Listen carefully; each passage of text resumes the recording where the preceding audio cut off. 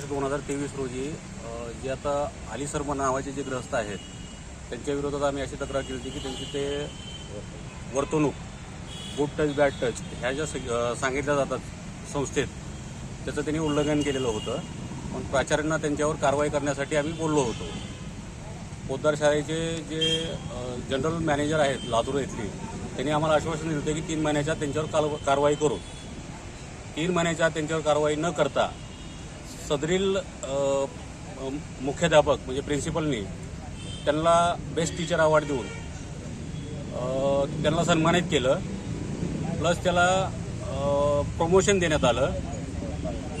त्यांच्या ज्या छोट्या मोठ्या चुका होत्या त्याच्यावर त्यांनी त्या वर्षभरात पांघरून घातले. सदरील प्रकार हा ज्यावेळेस एका व्यक्तीने एका टीचरने 27 नोव्हेंबर 2024 रोजी त्यांच्या विरोधात अत्याचाराचा गुन्हा दाखल केला त्यावेळेस हे प्रकरण सगळं उघडकीस आलं आणि पोद्दार स्कूलच्या व्यवस्थापनाचा व मुख्याध्यापक म्हणजे प्रिन्सिपलचा जे काही पडद्यामागील नाकर्तेपणा होता त्याच्यावर विषय म्हणजे गंभीर विषय हा असा आहे की त्याच्यावर त्यांनी ऑब्जेक्शन घेण्याच्या ऐवजी त्याला त्यांनी खतपाणी घातलं. तुमची मागणी काय?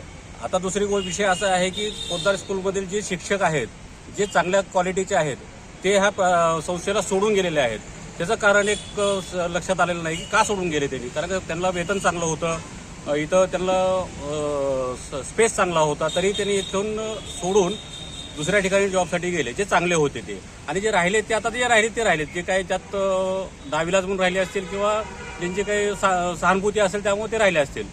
हा झाला एक विषय. दुसरा विषय की आता मागणी आमची फक्त एकच आहे की प्रिन्सिपलला पोद्दार शाळेच्या व्यवस्थापनाने प्रिन्सिपलला कामावून त्यांच्या कमी करावं आणि चांगला व्यक्ती तिथं नेमावा जेणेकरून शाळेचे पद व विद्यार्थ्याची क्वालिटी आणि शिक्षणाची गुणवत्ता ही चांगली राहील, सुधारित राहील.